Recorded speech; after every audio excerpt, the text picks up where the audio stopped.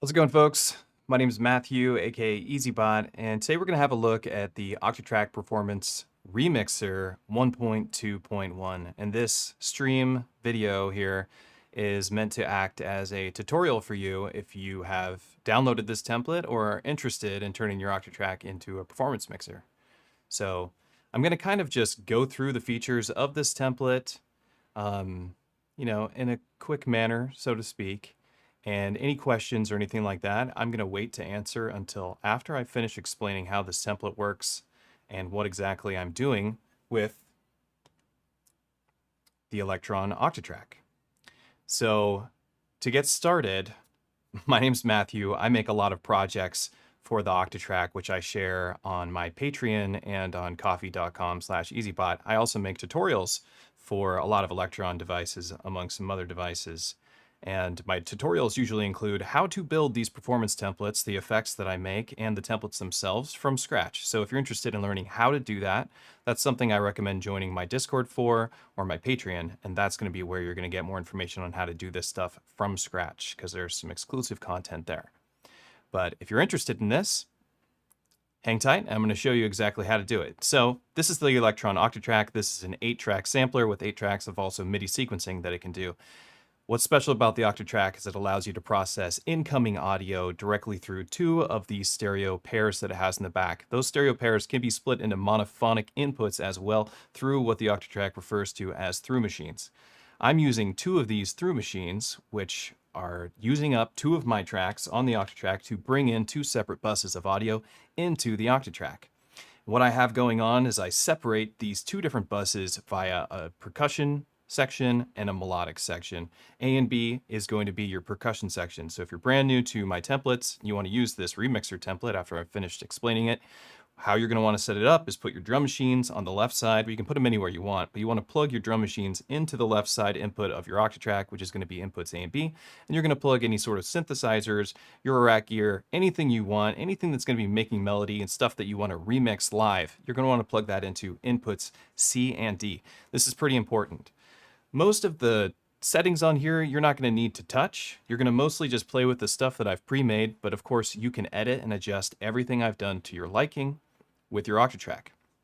Now, if you just bought an Octatrack, you don't know how to use it, and you want to just get right to work at having some fun with the Octatrack, templates like this that I've created are going to allow you to do that. Watch one of these videos, follow what I do in the video, and you're going to be good to go. So now that you kind of know what the Octatrack does, I'm going to give you some demonstrations of what this template can sound like. As I had mentioned, it's listening to the incoming audio from these boxes. I'm using a Dig Attack. This is a sampler drum machine. It can do some synthesis as well. And this is the Syntact. This is a synthesizer, analog and digital. And I have separated them based on percussion and melody. So this is my melodic side, and this is my percussive side. And they're each running through their own stereo bus here on the Octatrack. On this side, it goes from a through machine into what is called a neighbor track. Neighbor tracks listen to audio from the track above it, so it gives me 2 more insert effects. Essentially, down this line, what we have is a stereo bus and another stereo bus where I have 6 effects in serial. Those 6 effects I have in different combinations, and you have access to those effects by holding down the B button and selecting one of the effects scenes that you want to use. For instance, this one is called Hallway Riser. You can see on this performance template sticker that I have. You can pick these up too. For the remixer sticker, it's almost identical to the ultimate effects sticker. So if you wanted to pick up the ultimate effects sticker and put it on your Octatrack, it would work perfectly for the remix template. So for instance, I have this effect. This effect is quantized over 4 bars. The effects are quantized to the tempo of the Octatrack. However, it doesn't have to be quantized to the Octatrack's tempo. You can use any device you'd like and have this machine be controlled via an external clocking source. That is not a problem at all. Sometimes it can introduce some pops and clicks with some sort of sampling or freeze delays, but ultimately I don't think it's a big deal. I think you should just do whatever you like and have a good time. So I'm going to hit play on here. We'll hear a little bit of music. I'm going to go through some of the effects just to give you a little bit of an idea before I dive back into the nitty-gritty of how this stuff works. And then we'll get to the special part of this template, which is the actual remixer aspect, because that's what makes this different than my other templates. This one's about remixing your live melodic side on the fly to give you more time to make your performance last longer and to make more interesting performances. It comes with all sorts of, spooky aspects of it when you're performing live, but it's a really good time. And I think that as far as a hardware show goes, this is really going to be helpful for those who want to experiment a little bit more. So here's one of the effects. Got some music playing. I like to keep my scene A muted so that it's a dry wet mix between the crossfader or between my effects and my dry audio. So this is my pattern. This is something we worked on during a stream last week, which I have completed. So I can use this effect. It is quantized over 4 bars. If I start the effect at the beginning of 4 bars, we'll hear it do its full process. You'll hear it building.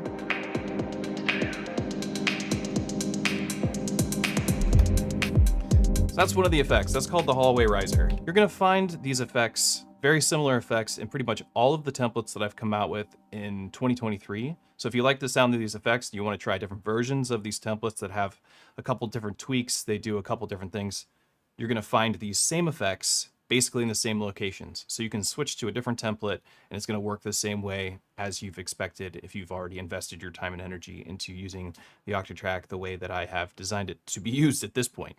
Through my templates, that is, because I did not design the Octatrack. So that's one of the effects. Here's another effect.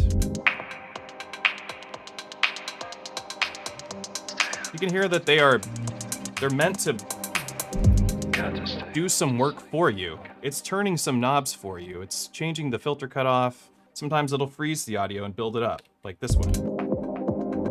Here's a build-up effect. We could use this to move to a new pattern.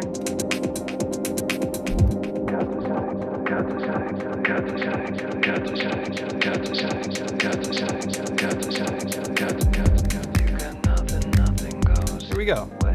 Now we're in a new part of our song. We use one of the effects to transition. This is one of the superpowers of the performance templates. It's one of the things that we really want in any sort of performance mixer, a DJ mixer, effects processor, in a live setup. What's special about the way I'm using it with the Octatrack, for those who aren't familiar with this, is that separation of the drum bus and the melody bus allows me to affect these two parts distinctly differently so that these effects that I create sound curated to that style of music, or that timbre, so to speak, so that I high pass the drums, but we don't high pass the melody. Maybe we leave the melody clean so that we just have the drums fade out. Maybe we freeze and beat repeat the drums while the melody gets a low pass filter that's slowly opening up that had been closed previously. That's the kind of things that we can do with the split bus, and that's the advantage of using the Octatrack as your performance mixer and one of my templates. So there's 16 effects per part. To change to different banks of effects, you press the part button and select build, crush, or party. And you have a bunch of different effects. It applies to these template stickers here. You can see now we're in the party effect, so this one would be an echo freeze. Here's an echo freeze. This one is a modulated echo freeze.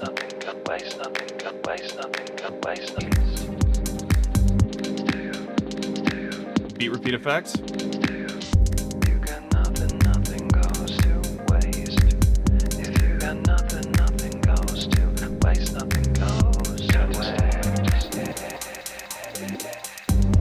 LFO twist.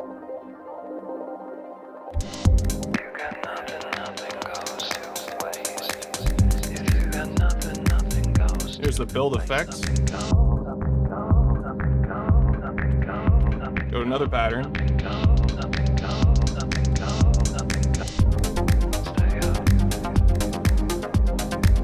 This is how you would use the template. So this is just the effects side of it. Like I said, there's a lot of effects. I've designed a ton of effects. They're really easy to tweak. If you know how to use the Octatrack at all, you know how to tweak the effects. Just hold down this B scene and start going to effect and start making some changes, and it will do exactly what you want. So there's a whole bunch of effects for you to explore. I've explored them in many other videos, so I'm not going to go through all 64 effects for you in this tutorial. Just know that there's lots of videos for you to watch that'll showcase the different effects. What I do want to show you is how to use the 8-bar looper, how to use the beat repeat effects, and how to use the remixer effect, which is the meat and potatoes and the big part of this new template. So to do the 8-bar looper, it's rather simple. I'll tell you how to use it on a Mark 1 Octatrack as well, because all of my templates work on Mark 1 Octatracks and Mark 2 Octatracks. I think that's important to know.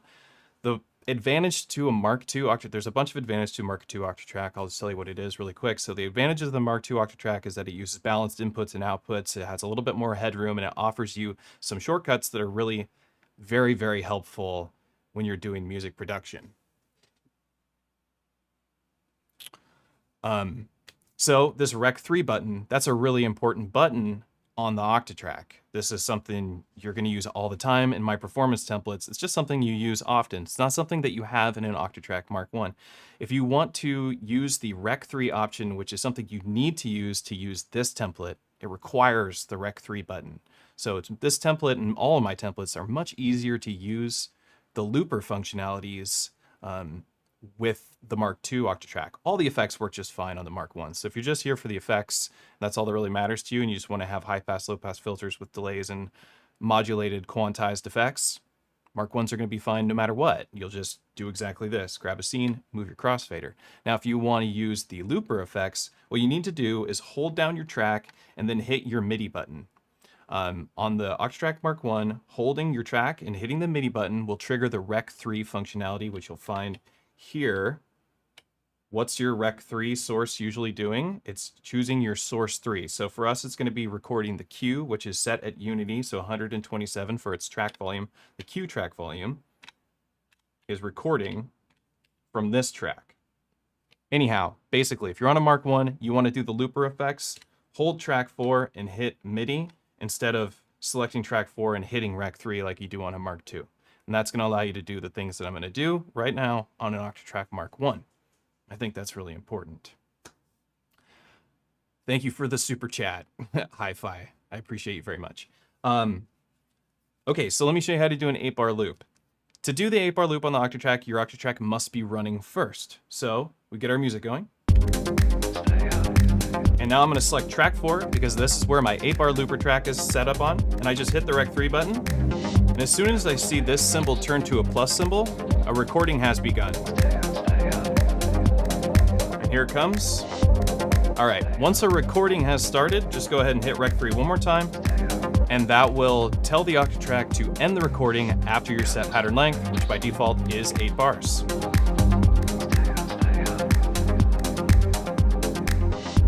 All right, now that we have an 8-bar loop recorded, it's playing back for us already. We select scene 16. We're now in our recorded 8-bar loop, and I can really demonstrate this just by playing with the rate.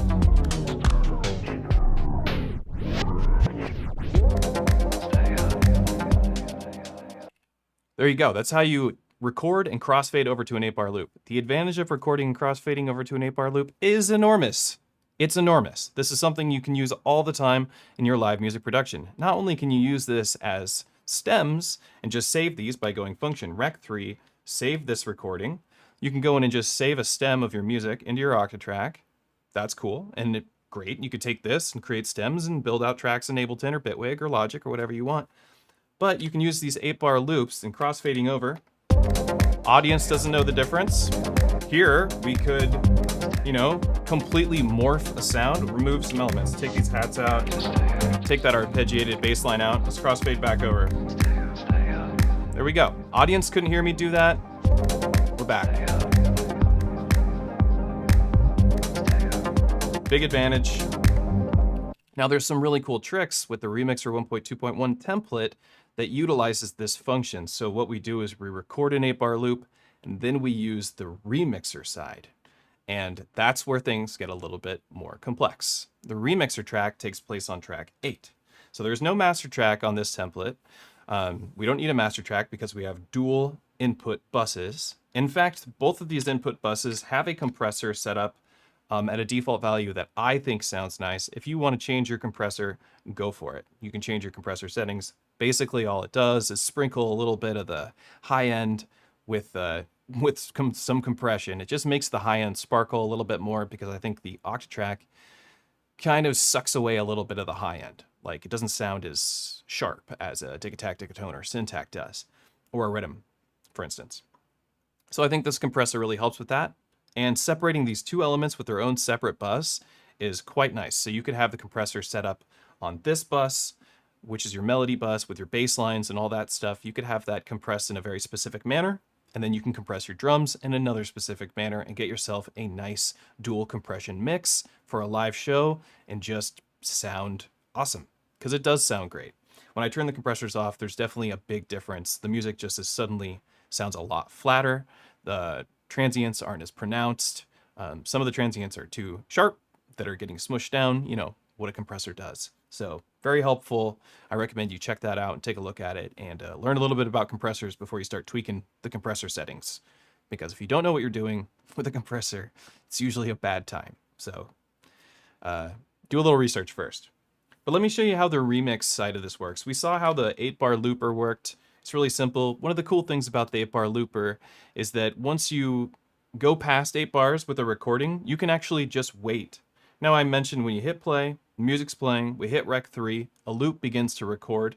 What we can do is actually let the loop keep going and then hit rec 3 again after the next 8 bars, and it will wait another 8 bars. So we can do an actual 16-bar looped playback if we want. So we can record 16 bars all the way up to 32 bars. So you can have some really large loops, which is pretty cool. The only thing is that that loop will be re-triggered after 128 steps. So even if you grab a 16-bar loop, you're not going to hear 16 bars. You're just going to hear the first 8 bars because it's being re-triggered by the actual sequencer here on step 1. So if you wanted to change this length, very simple, function, page, go ahead and change your master length to 256, and then change this value from 1/2 to 1/4. And now you'll be able to do 16-bar loops, which I don't recommend you do because I think an audience will be pretty bored after hearing you not only record it for 16 bars, but then play it back for 16 bars.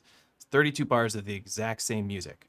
I don't think it's that useful, but I do think an 8-bar loop really is useful because I write a lot of music in 8 bars. So I think that this does a great job of just grabbing 8 bars for you. We can thank my dog Gemma for barking during this lovely tutorial. Okay, now let's get out of here and let's go over to the remix side of things. And if anybody has any questions, I'm not going to answer them right now, but I would love it if you threw them in the chat so that when I go back, I can review them, and that this will be locked into this tutorial video for other people who are getting interested in this kind of workflow with the Octatrack. So I'm going to go over to track 8, and this is the remixer track. And like I said, the remixer track specifically affects the melodic bus. And it's a lot of fun, but you want to have, you know, melody coming in through C and D because it only functions on this side of the bus. So for instance, this is that 8-bar looper, which you'll find on all parts. The remix track, the 8-bar looper, the remix track, and another separate part of the remix track, which plays the remix track on top of your live audio. But you need to be a little bit more advanced to use that feature right off the bat. I would definitely play with this a little bit before you start using scene 14. These scenes are identical on all 4 parts, so when you switch to another bank of effects, you're going to find these still there. You'll also find high pass, low pass filter always in the same position in all of the effects banks. They're always right where you need them. So anytime you need a high pass filter, you'll find it on 9. You need a low pass filter, find it on 10. If I go to part 2 build, high pass filter, find that on 10. The difference is that I did make the high pass, low pass filter slightly different for every single part just to make them a little bit more interesting. So one might have more resonance, one might high pass it a little bit further just to, you know, give you some options to play with. Because I've found that a lot of people kind of stick to one effects block and they just get familiar with those effects. We're going to stick to effects block 1 for right now. Let's undo that clear. I didn't mean to do that. And now I'm going to show you the remixer side of things. So what we can do is just let the music play. And all I got to do is select track 8 and hold rec 3. So for you Mark 1 users, you would select track 8 and hold the MIDI button. And this would trigger it to do the function that it's supposed to do, which is a hold record function. It's quantized to a 16th note, so it's going to start recording based on a 16th note step. It won't record in the middle of a step. So it won't record at the, halfway between the two. It'll record at the beginning of 2, the beginning of 5, so on and so forth. You get the idea. For us Mark II users, all we have to do is select track 8 and just hold the Rec 3 button, and that's going to work. So right now you can see it's recording. That's what the plus symbol does. It records up to 4 bars. That's what I have it set to. I think 8's just a little bit more than it needs. And here we are.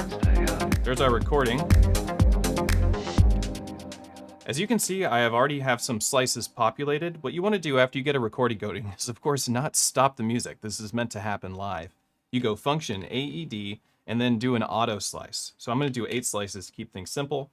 And now that recording that I had, which was exactly 4 bars that I grabbed at a random quantized moment in my music, is now laid across these slices, which I can hear when I'm on scene 15, and this is engaged.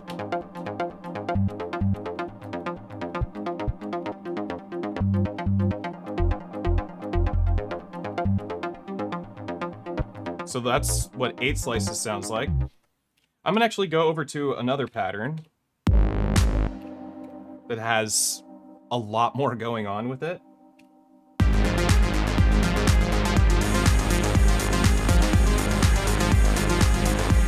Okay, we're gonna use this pattern. We're gonna record a live loop on track 8, and I'm gonna slice it up, and we're gonna remix this live, okay? So just follow along, and you'll know how to do it too. So I'm gonna hit play.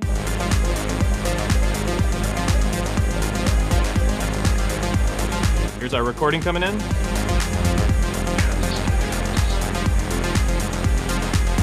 Got a recording. Scene 15. Now, scene 15 is playing the drum machine live, which does have a little bit of melody going on it. But I now can play these slices on top of this. So we can record this in, because I don't have it in a sequence. This is where you get to actually use your Octatrack as a sampler and slicer in a live setting. So it's fun, it's really easy, it's really hard to screw it up once you get familiar. So here I can just go.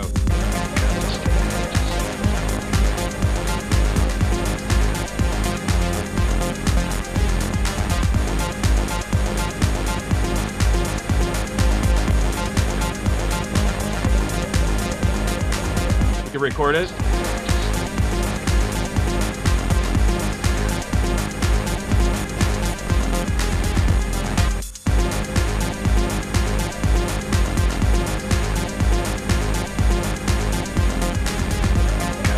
We just remixed our audio. Here's the live music. Here's our remix.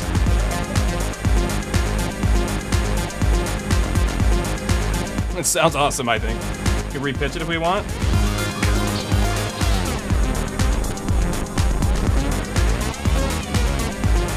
You can do anything you want with it.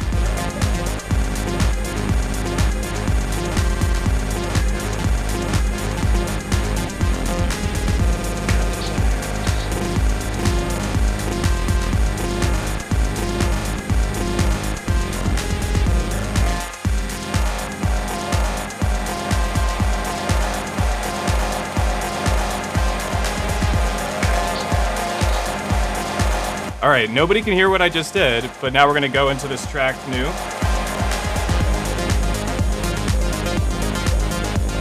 Nice way to build up.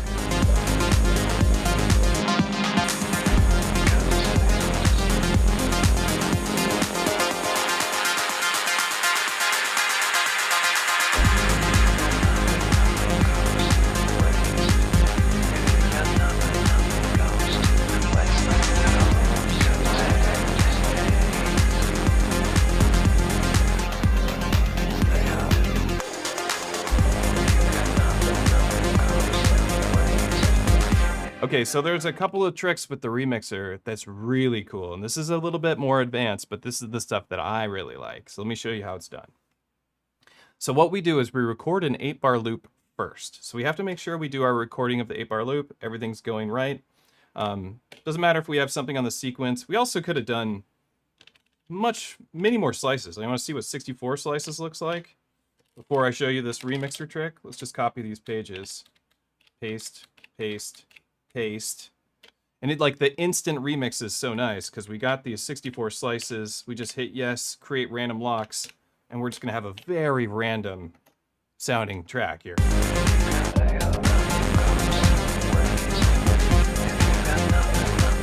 Just completely remixed it.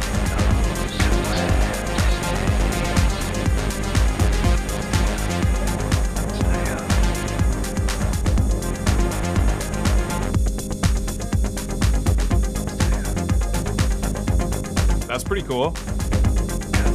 You do this with any music all the time. It's really very simple. You want to undo what you did, function, Q, reload your part. Now we're in the last effect that I use, which is the 8-bar loop.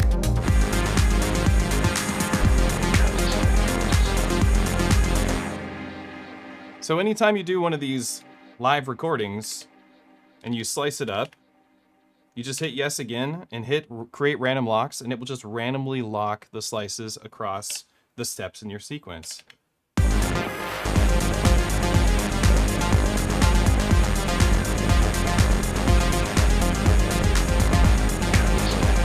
Pretty fun live.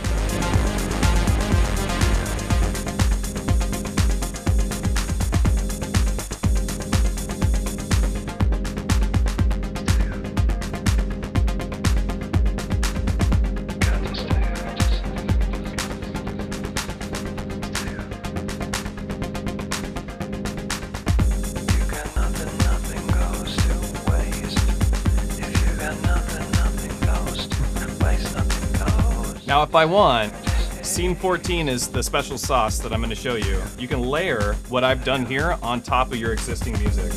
So let's bring all this stuff out. Just let the bass line play. Do you hear the slices on top of our bass line?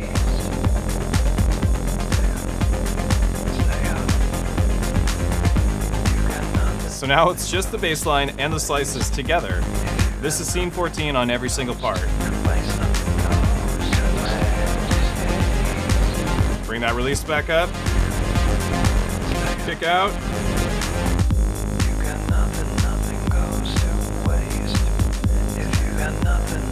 This is how you use the Remixer template. Okay, I was talking about the really cool, harder, more advanced feature, and it does involve using the looper, then going to this, then going to this, and you do it in this specific action. And it takes about 16 bars to complete the full action, and you have to, know what you're doing.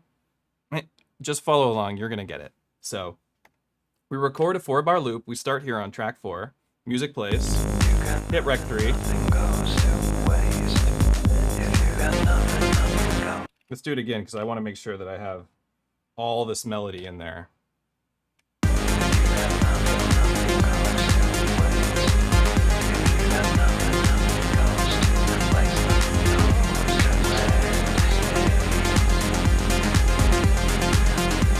Recording's about to start. Here we go.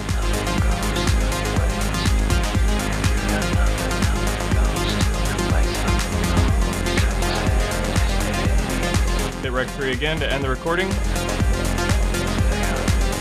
Crossfade over the recording.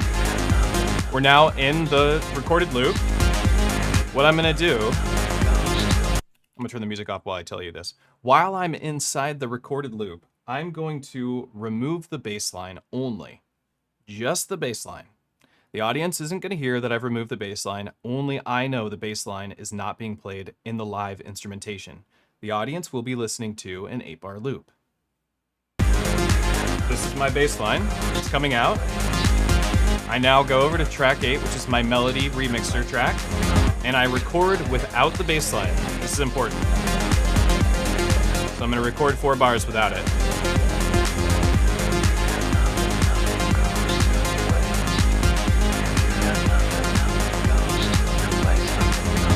Now I'm going to go over to track 15, or scene 15, which is the remixer with this C&D input muted and just the remix playing live. There's no bass line in there.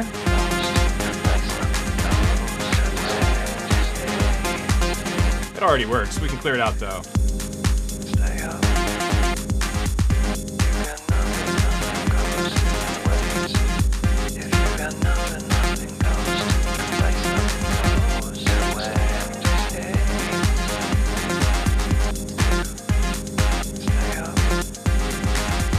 Let's record that, okay?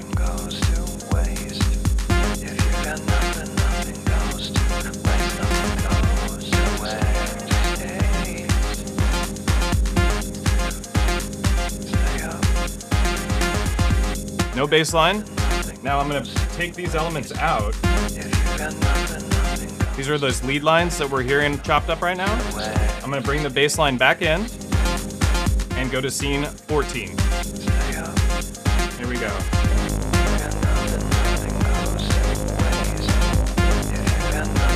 This is where it's at. Like now we bring the bass back in, we got the chops on top of the bass. It sounds very intentional. We can make this slice last longer if we want.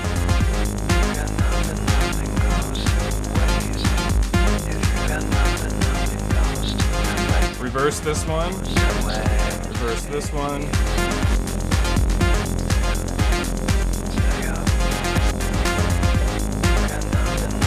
Repitch this one. Pitch this one.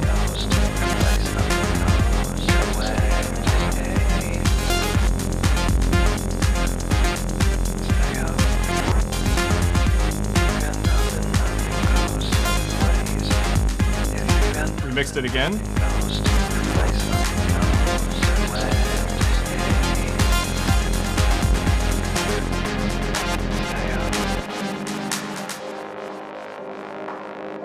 I'm into one of my effects with a build-up.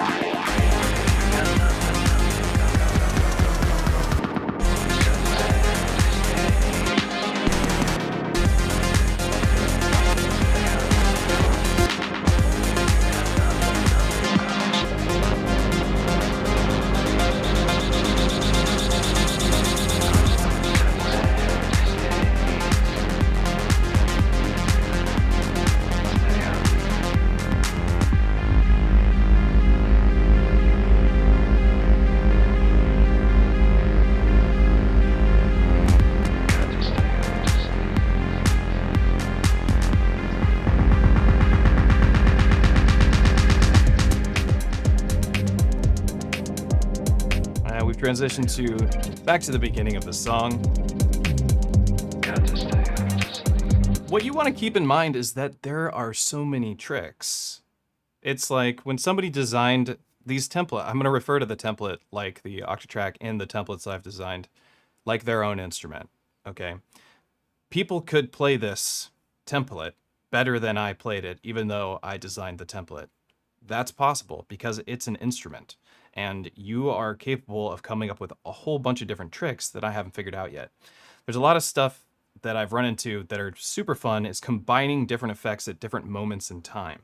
So for instance, if I have like a beat repeat effect, like this is a easy drummer effect, it'll build up, but at the very end of the easy drummer, I could stop and jump over to effect scene 1, which is the space riser effect, and catch the end tail of the space riser for the last half note of the easy drummer effect so that it splashes into some reverb before it transitions into a new part. So for instance, here it goes. It's building up over 4 bars. You heard that there was that little fuzzy deal? That is the Octatrack wanting me to switch back here and then reload the part. Let's do it again. The Octatrack is a boogie machine. There we go. Just the reverb was, I don't know what goes on with it. Sometimes you just have the Octatrack running for too long. Sometimes the reverbs, like go into some weird bit reduction thing. So here we go again.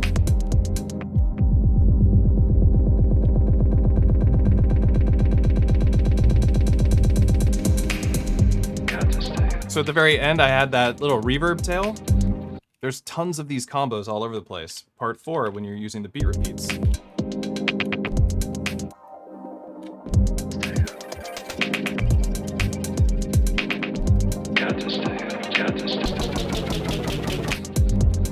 You can tape stop into a modulation.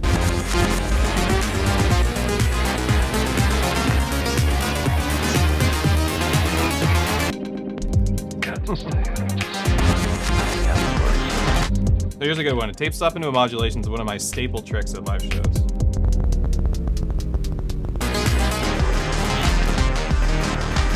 Okay, here's how it goes. Let me really show you. We'll do a live recording of it so you can really hear it. Tape stop into a modulation. I do this all the time. It always gets cheers when I'm playing live, which I love because everybody loves getting cheered. So we're gonna record an 8-bar loop first of this chill version of the pattern, and then I'll show you this trick.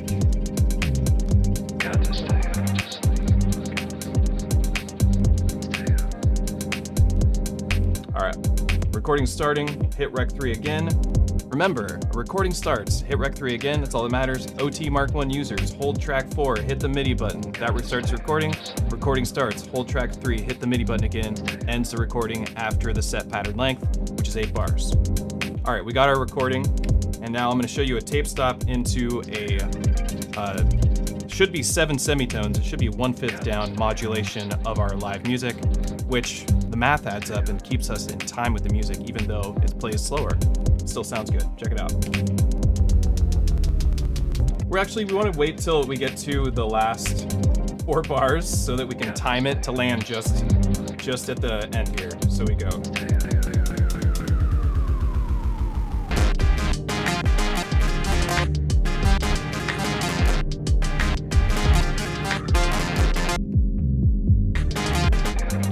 Oh, hang on here.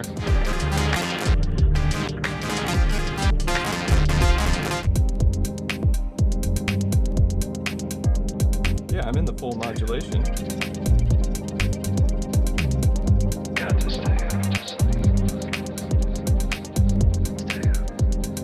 Oh, right. Forgot. This one requires me to have a recording trigger down. Okay, for this, I forgot. This effect is a little bit more advanced. So for us to do a, the 8-bar recording that gets both of these recordings, I wanted to use the yes arm feature and then turn this off.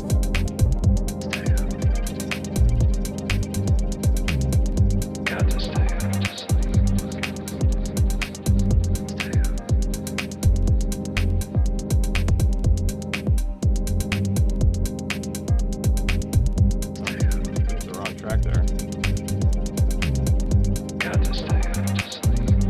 Oh, right. I just realized something. This is an effect I need to adjust.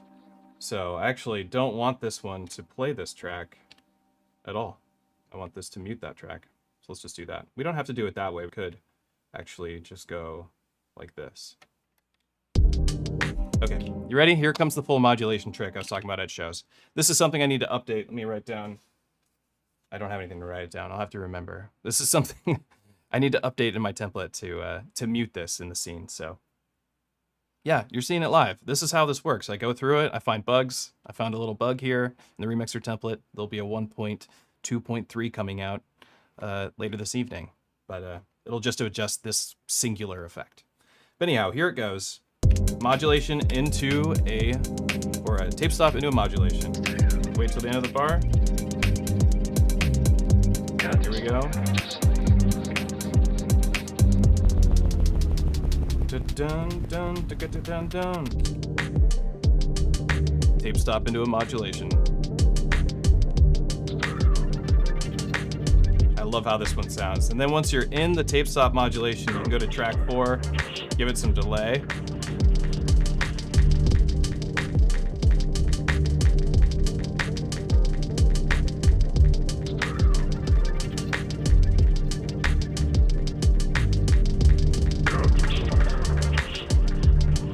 How cool is that? And then you can always just like, well, we're using the source right now. We can repitch it even further.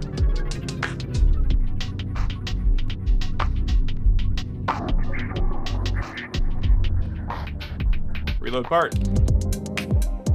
Although I don't want it to reload that part, I do want it to remember what I just did, which was muting this. Let's go ahead and save that. Go back to part 1. Fix this reverb again.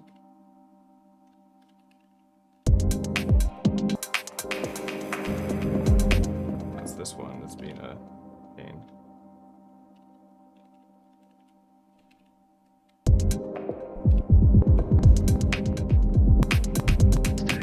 So this isn't a template thing, but if your Octatrack ever sounds fuzzy on your reverb, you go like this. You reload you just switch the reverb so that it reloads the reverb, and then you just reload your part, and it will bring it back to the settings that you had saved in your part, and it will fix your reverb.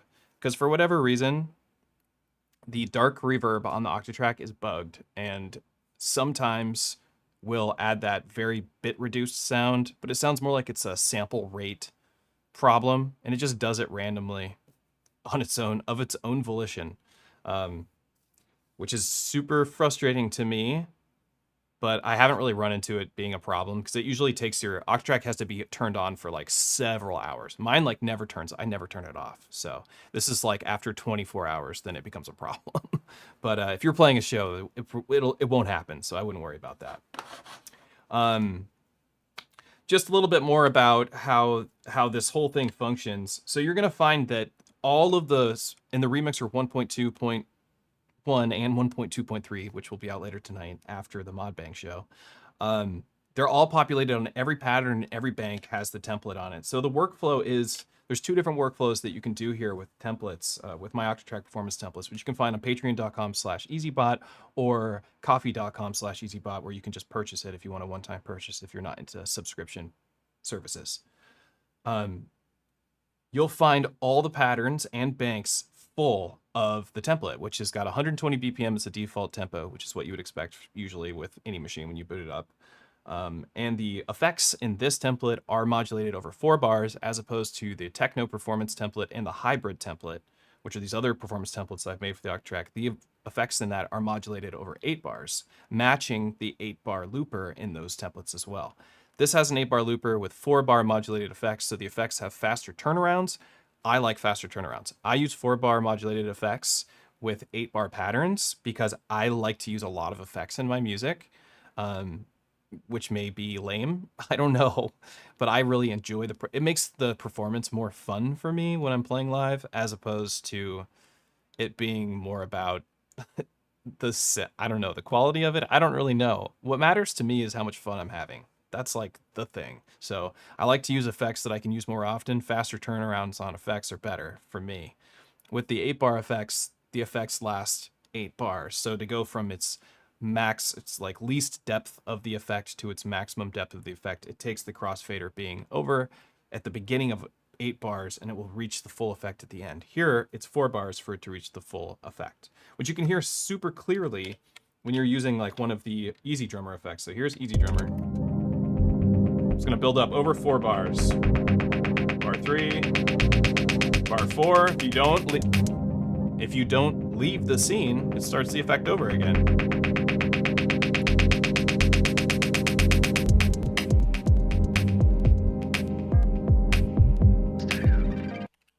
This effect, EZDrummer, is going to be coming to you in the form of a video, not a stream, later next week as I finish recording and editing it.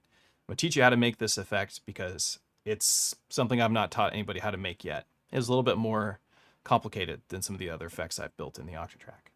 But you can find stuff like EZDrummer and all these cool different kinds of build-up effects in all of the templates if you're interested in picking them up or joining the Patreon. Let me see. Anything else I want to mention? Freeze delays. There's freeze delay in the template. Of course, you go to your delay control. You want to use 9 and 13 as your freeze delays. So this will freeze this bus.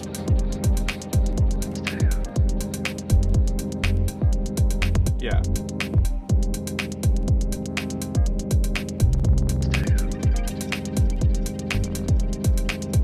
Here, freezing that. There's not much happening on this side here. Let's go to a track list.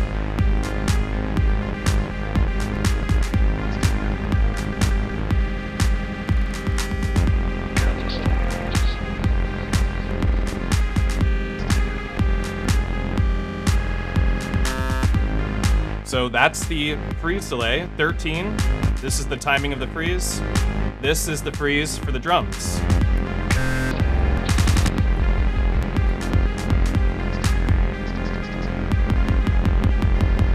Use them both at the same time.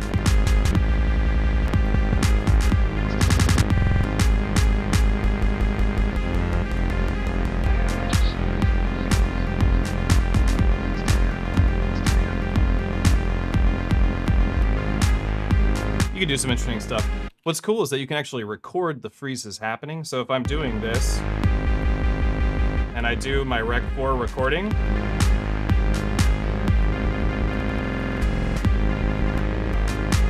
it'll record all of that in here. So that'll be a part of the loop when people listen to the loop back. It'll hear my freeze delays. I, on this template, prefer to have slices be the menu. It's function up and down to change your keyboards on the Octatrack. I prefer to have the slices keyboard up because I'm going to be playing here a lot.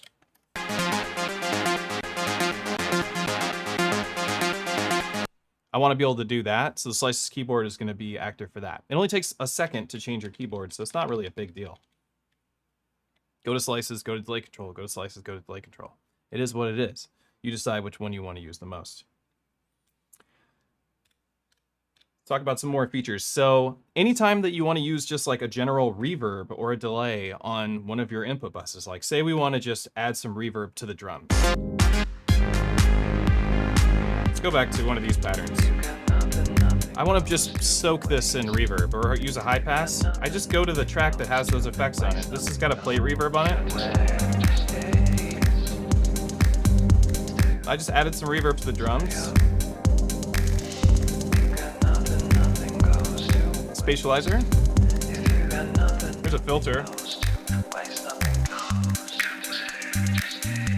I don't have to use the built-in. I don't have to use these effects. I can do this and then reload the part. And now everything's back to normal. So you can do that all the time. Give it a bunch of chorus. There's chorus on the incoming audio. Different parts have different effects available.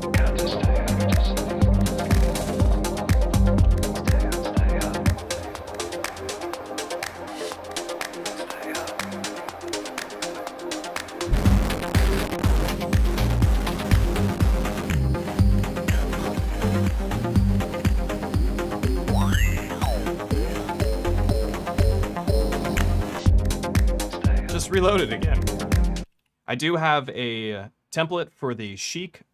The Chic MIDI controller uses the same layout as the Ultimate Effects template, and there is a template pre-built for the Chic MIDI controller for this template as well, because it works with the Ultimate Effects template, which means it works with the Ultimate Remixer 1.2.1 template, because they are fundamentally the same performance effects. They just have a different looper functionality. It has an 8-bar looper as opposed to a 4-bar looper. It has a remixer as opposed to separate loopers, because there's a completely different trick you can do. You have to choose which tricks you want. In the Ultimate Effects template, you can stack recordings and do this record stacking trick, and I have a tutorial on how to do that, not just in streams, but it's written down in the template. When you purchase the template, there's step-by-step instructions on how to do record stacking. There's also step-by-step instructions on how to do remixing on this template as well, included in the instructions if you were to get the template for yourself. In addition to the tutorial aspect, the track itself is a jam. 8 bars on a pub crawl, real imbibing. Thanks everybody for tuning in. I do want to point out that there is an Octatrack, whoa, Mind Cook. This is gonna, I mean, this pretty much sums up the tutorial for the Remixer 1.2.1. This is how you use it, play with the effects. There's lots of other videos on how to use these templates. They're all functionally the same. The part you want to pay attention to the most is how to use the 8-bar looper, how to use the effects, of course, and how to use the remix looper. The remix looper is the most difficult thing to use, and my inspiration for the remix looper came from Dataline, aka Chank, or Chank, aka Dataline, from stuff that I watched him do like 6 years ago, and I've been working on ways to recreate it without doing it the way that he was doing, because the way Chank did it was a little bit more difficult, and I think the result wasn't quite what I want from the remix aspect of it. It's the same thing fundamentally that we were doing, but Cenk, what he did is he had to change the parts, whereas we don't have to change our parts. We can just do it with a scene. So that's the big difference between Cenk's remix video and my remix video. Of course, Cenk is the man. I absolutely adore Dataline and Dataline's music, so I'm not implying that one way is better than the other. Trust me, I'm not. I would never say that about the guy who got me into Elektron and I totally look up to. I'm just saying that they're different, similar ideas. I used a lot of his idea to generate this in a different way that I think is a little bit easier for people who don't know the Octatrack very well and just want something to go jam with without having to learn as much, right? This is set up to go. You don't need to know how it functions to use it. You just need to use it. And that's a different experience. So that's one of the advantages to these performance templates is that you don't necessarily need to know the Octatrack very well. You see a cheap Octatrack for sale, $500 for a Mark 1, $900 for a Mark 2.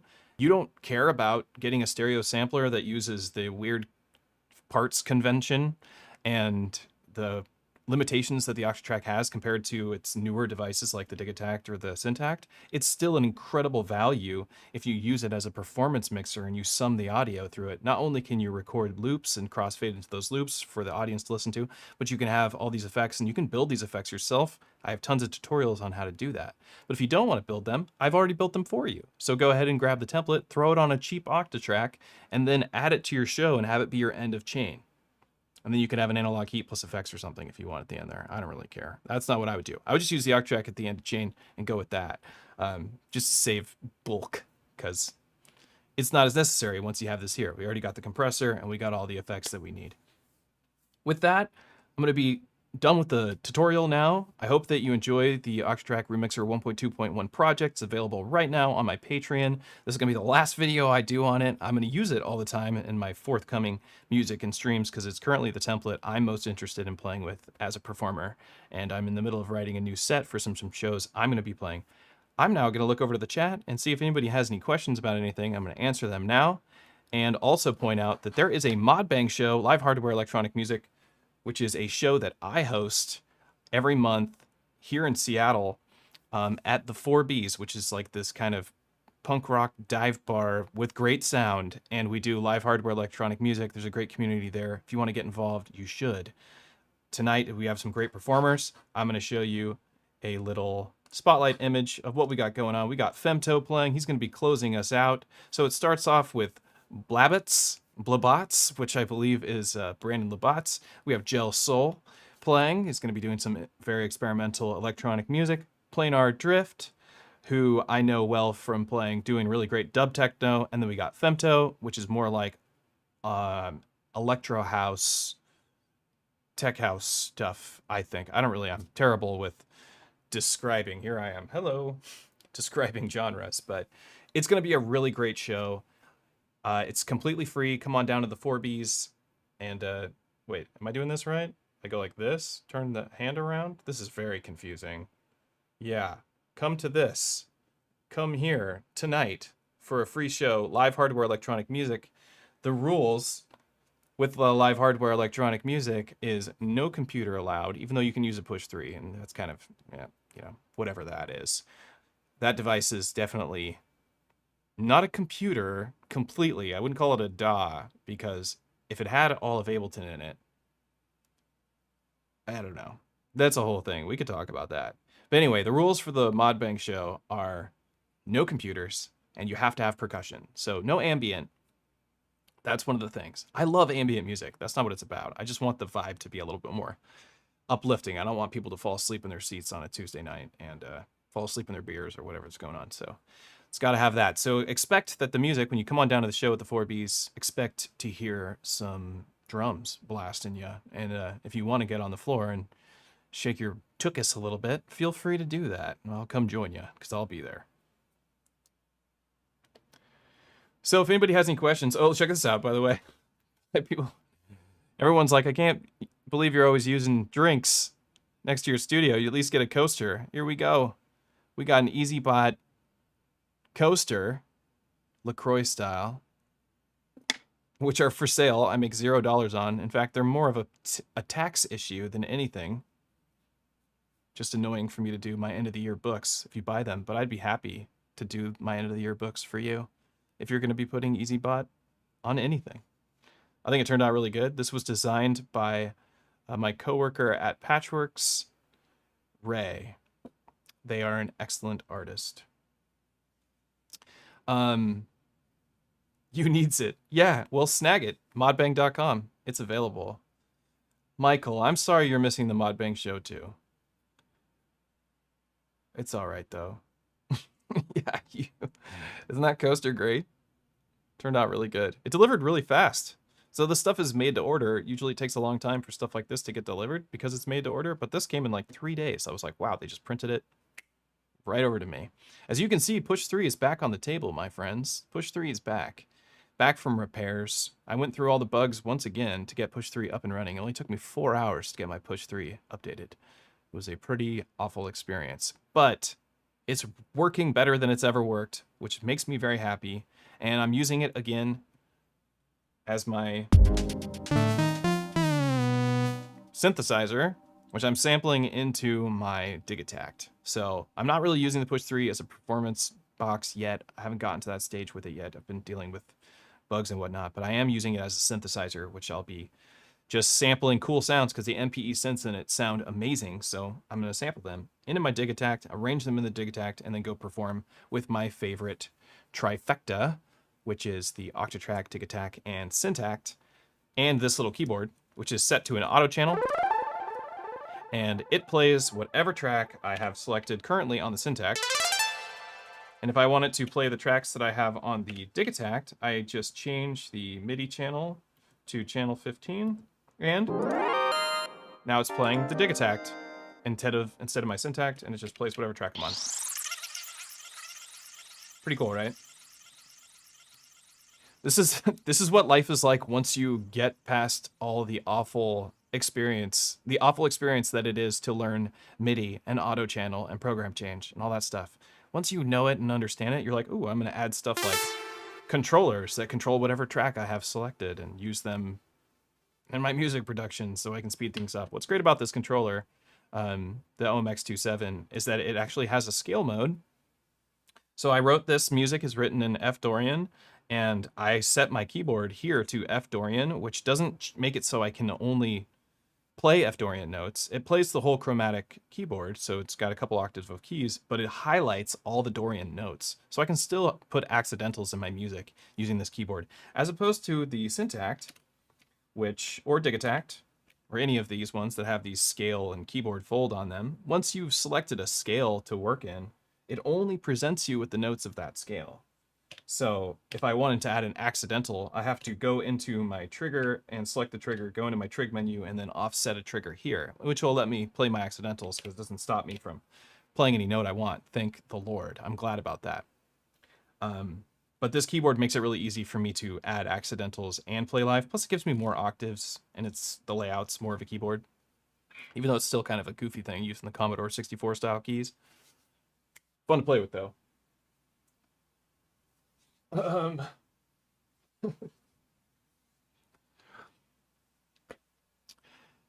So I'm stoked. I'm stoked to play tonight. I've been I'll just chat and say what's up. OP1 field on its way back from repair today. Not today. Comes Thursday. Oh, I'm saying. Comes Thursday. OP1 field come back. Had a broken microphone. No longer broken. Only cost me $130. So sick. Unfortunately, I happen to really like the OP1, so I paid the money. I want to keep it. I think it's fun. I really discovered that once the OP1 was gone and I wanted to sample some synths into my Digitact, even though I own, Buku, Bucks, and Modular, and Prophet 5, and Moog, Grandmother, and all that stuff, it's just like not on the table with me. And I like small things. I don't like small synthesizers, so to speak. I just like having it all here in front of me. I don't want to go over there and do stuff, or I just won't do it. I'm one of those people who, like, if I need to bring packages to the post office, I set the box of packages in front of the door so that I can't open the door without grabbing the packages. That's what the kind of workarounds I've done to like make my life function, because I realize that I'm not going to change. So what I have to do is accommodate the kind of person that I am. So I found these little tricks in life. And one of those tricks for me is having a really small polysynth. The OP1 has been one of these tricks that actually gets me to record music. Because I found that I'm too lazy or whatever it is. I don't know what, it's not lazy. I don't know what it is. I don't want to go over to the room and set up my send from my mixer to come over to my Digitact with a cable and all this whatever. It's just a debacle. It's annoying. So just having the OP1 to plug into the back of here and just get up and go is great. I realize there's a lot of workarounds I could do with, just getting my patch bay set up again and just selecting which patch I want to use on the patch bay and running that to the Digitact would also be convenient. I haven't gotten around to doing that. But even if I did, would I use that? I don't know. I still don't want to get up from the table. I just want to make music. So I'm thinking I'm going to keep the M8 and the Ableton Push on the table for quite some time right now. I'm going to keep the trifecta the way that it is and make my sets. This is what I play live with. I'm working on liking the kind of music that I make on the M8. I really love playing on the M8. I don't know. I haven't fallen in love with any of the tracks that I've written on the M8 like I have with this stuff.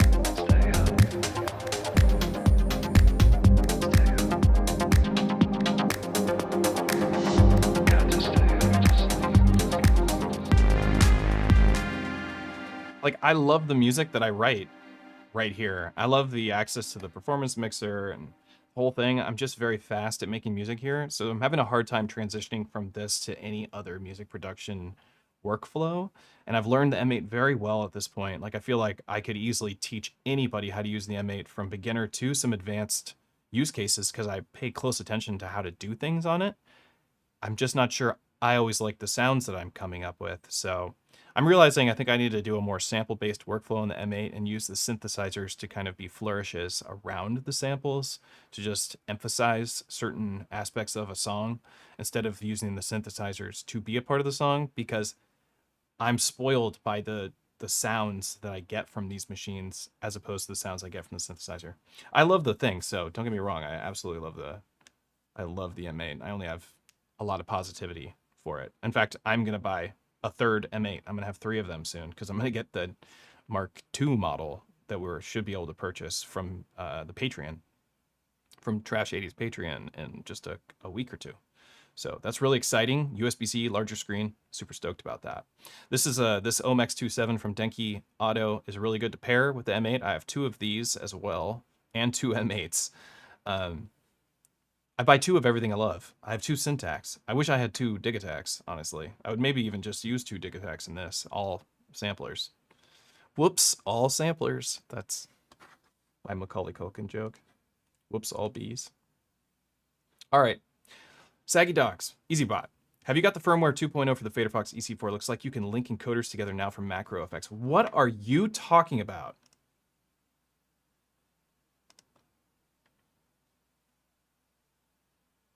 What? That's a thing? When did there become a 2.0 for the EC4?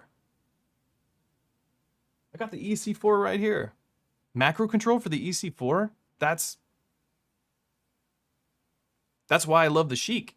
That's why the Chic controller is so good. It's because it has macros. Now the Chic guy's coming out with another controller, and I think it's gonna beat out the EC4 because it's gonna have more macros. I don't know. I'm gonna have to look at this 2.0 firmware. I have an EC4. I used to have a PC12 for Faderfox. I wish the Faderfox was still making the big crazy shit. They were making those crazy controllers in collaboration with some other companies, and I always want to buy them. I'm like, that thing looks insane. Like, I just want to own it to just like pretend I'm in an airplane cockpit or something. But you can't buy any of them anymore. They're also pretty expensive. But that's really cool. Thank you for sharing that with me. Yeah. I was in SoCal and regret not going to the Buchla Friends event. I kind of regret not going to NAMM. Korg wanted me to work with them at NAMM, and I didn't go. I went the year before, and I feel like it's just not. I don't know. I feel like you go to NAMM like every 4 or 5 years. That's how I feel about NAMM. There's just not much going on. Like, it's not exciting. It's 6 hours, and NAMM's done. You know, you're over. Super Booth, on the other hand, that's a different experience. Even NobCon, I would say. I'm gonna go to NobCon and Super Booth, hopefully. Been enjoying playing with performance mode on the Tracker OG and producing some similar effects to the OT. Now, I actually, Timber Wolf, I had my Polyend Tracker Mini out, and it does have CCs for all its different effects. So you can kind of build your own performance template using an external MIDI controller and the Mini Tracker. Kind of. Not in the same way you can on the Octatrack. The Octatrack lets you build, very customized effects. It's a little bit different. It does let you build some effects on there, but it's not the same. With the macro plus that, you could. That'd be something to look into, but I don't know. I still have a hard time finding the energy to dive into the Polyend Mini Tracker. I booted it up the other day. I booted up the Polyend Play Plus. Play Plus is still definitely my pick from Polyend for stuff that I'm having the most fun with. The synthesizers on it sound good. I'm impressed by it. Laughing my ass off at the coaster, yeah. You can use the OP1 Field as a tiny MIDI keyboard for the Syntact like that other device. Peaceful _1. Yes, you can. That is not an issue at all. You can absolutely do that. And then you can use the OP1 Field sequencers as well. Just turn the volume down or be in the MIDI mode on the OP1. But yeah, you can totally do that.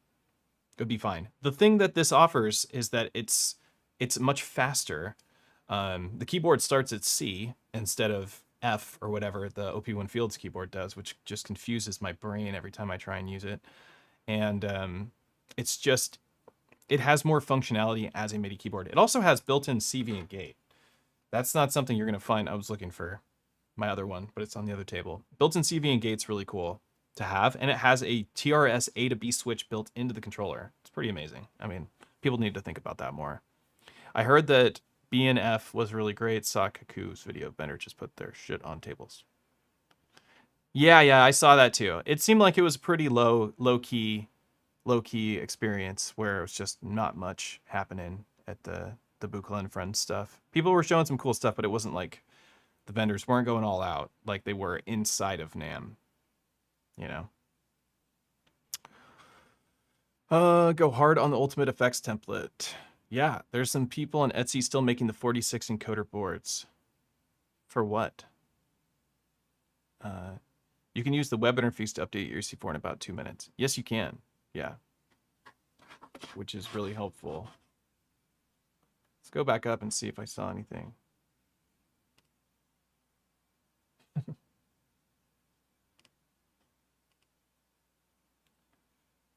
The new track sounds great. Love the singing. Thanks. Sang it very quietly while my wife was sleeping. How about, before we end this, I would love to share this track with you guys. So it starts like this. Then we go here. You got nothing, nothing goes to waste.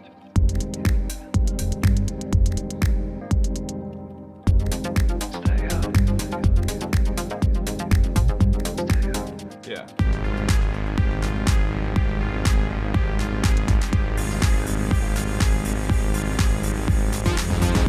Okay. You want to hear some music, guys? All right. So let's see if we can do a little performance, and then I'll call it. So I don't want this video to be so long for people that are just interested in the remixer template. They're gonna see like 2 hours for a tutorial on how to use something I don't even want to try. But that's me. 2 hours for everything. All right. So the way that I have my stuff set up is the Octatrack is my master clock and transport. It's telling these machines to move through patterns. It's a really simple procedure. If you're interested in lessons with me, you want to know how to do this stuff, I'll teach you how to build performance mixers. I'll teach you how to write music. I'll teach you anything you want inside the scope of hardware electronic music. That's patreon.com/EZBOT for the lessons tier, or just go to EZBOT.live and book some sessions with me. I teach all week long. It's pretty much my main job. So keep that in mind if you're interested. I'm available, and I love to teach, and we have a blast. So here we go. Stay up.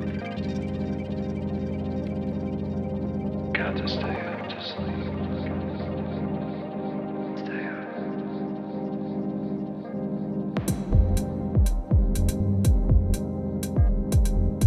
Stay up.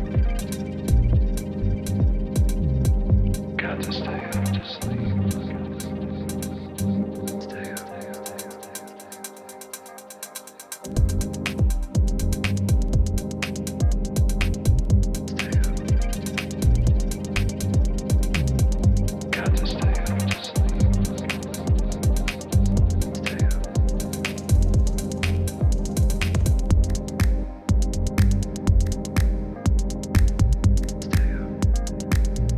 just kind of quickly going through this here. Got to stay up to sleep. Stay up. You got nothing, nothing goes to waste. If you got nothing, nothing goes to waste. Nothing goes to waste. Stay up. Stay up. You got nothing, nothing goes to waste. If you got nothing, nothing goes to waste. Nothing goes to waste.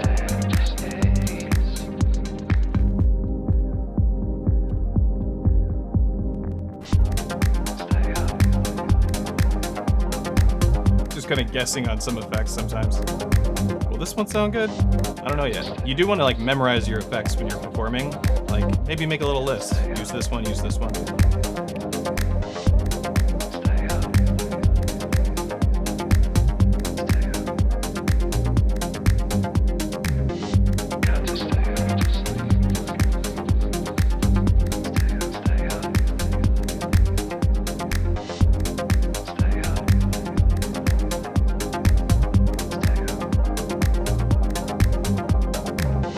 Got to stay up to sleep. Stay up, stay up.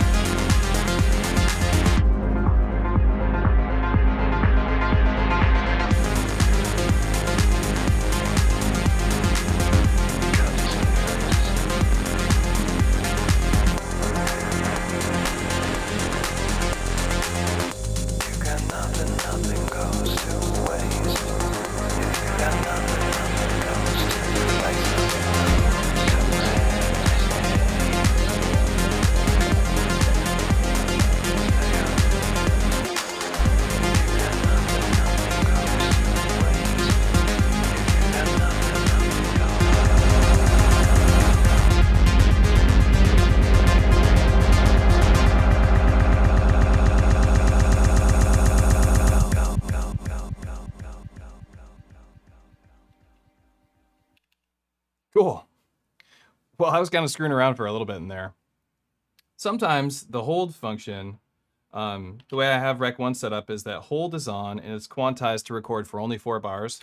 But sometimes it doesn't pay attention to the 4-bar loop, the 4-bar quantization restriction, and the hold just goes and goes and goes. And I think that that might have something to do with hitting the yes button, because there is a record trig set up on here. I can show you. I do have a, or I did. So if I have a recorder trig set up like this, let's take the recorder trig off here. Then I can do quantized recordings this way, where I just hit yes and go.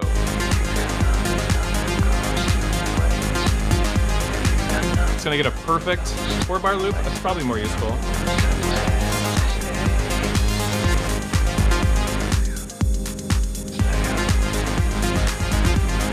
This is how you do it.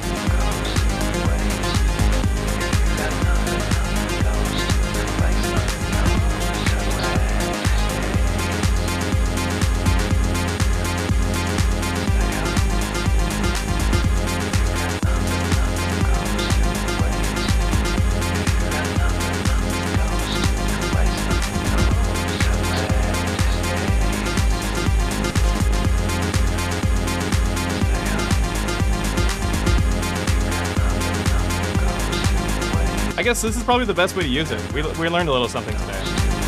I will be updating this template to 1.2.3, and I'll make sure that the few things I mentioned here today are squashed and are involved in that template.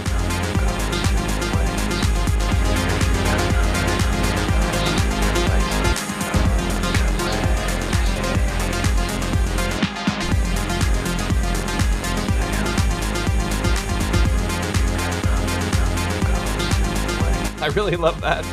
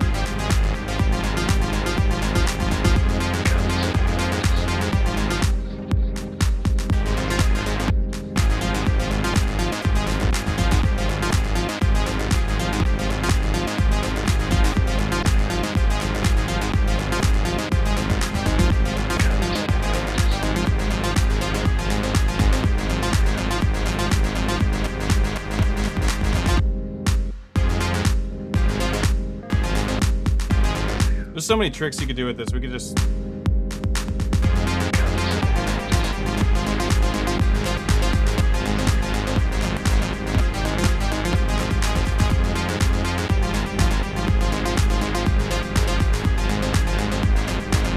And we could go function yes, save this, and then go to our kick drum and delete that. Record that.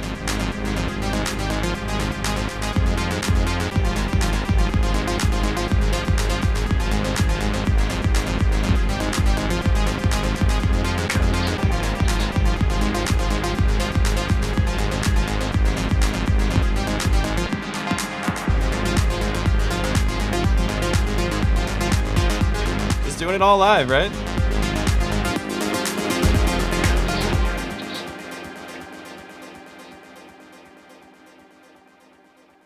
Someone retracted a message. All right, I think that's going to be it. My name is Matthew, aka EZBOT. This has been a presentation on the Octatrack Remixer 1.2.1 project, soon to be updated to 1.2.2, 1.2.3, something like that. Which will make this function a little bit better. If you want to get updates on that, how these things function, you're going to want to visit patreon.com/EZBOT, get your hands on these templates, learn about this workflow, and also just be a part of the community. You can also visit coffee.com/EZBOT if you want to grab this. If you just want to support the channel, just put a thumbs up on this video. That'd be great. You could leave something nice in the comments section if you like. Share it with your friends, show it to your mom, show it to your dad. I know they're super interested in hardware electronic music. You could even share it with your pets if you like. Once again, I'm going to show you, go to the Modbang show. Come to the show tonight at 7 o'clock, Fremont, Seattle, hosted by me. See these great artists play, completely free. Love to see you there. It's going to be a great time. Otherwise, appreciate everybody in the chat. I'm looking at you. Your chat looks great. Be well, be blessed, have a great week. Hopefully I'll see you on Patreon. You can join the Discord. There'll be a link to do that in the comments section. You want to get your hands on something like these risers that I use for the Octatrack, these transparent cables. These are all Modbang. These are products that I designed. You can do that at modbang.com. Otherwise, I'm going to let you go. Have a great Tuesday evening, and I'll see you, I think maybe Friday. I'm going to try and stream again on Friday and do some music production with sampling the push. We'll see what happens. Oh, I did want to mention, I am going to be launching a new tier on my Patreon. It's going to be a weekly 1-hour Sunday morning meetup tier where I'm going to hang out for 1 hour and invite anybody who joins that tier to hang out in Patreon with me every week for 1 hour, a group setting. Lots of people can join. I don't care how many. We're just going to talk about performance templates, Octatrack questions, Digitech, Syntech, Digatone questions, Analog 4, modular, anything you want. You can just throw it out there. I'll be there to answer questions. I've worked at the Synth Shop for 5 years doing hardware electronic music. Pretty freaking hardcore. If you've watched my YouTube channel, you know that I've gone pretty deep into this. So if you have questions about stuff, I'm sure I could answer at least a good majority of them. And if I can't, someone else who maybe shows up in that Patreon tier in those meetups can. So if you're interested in that, this is going to be called Soundcheck. Soundcheck with EZBOT is what it is. It'll be Sunday mornings, PST at 10 to 11 o'clock. Hope to see you there. I'm going to be launching that Patreon tier later this evening. Again, you're blessed. Be well. See you later this week, if not next week. Take it easy.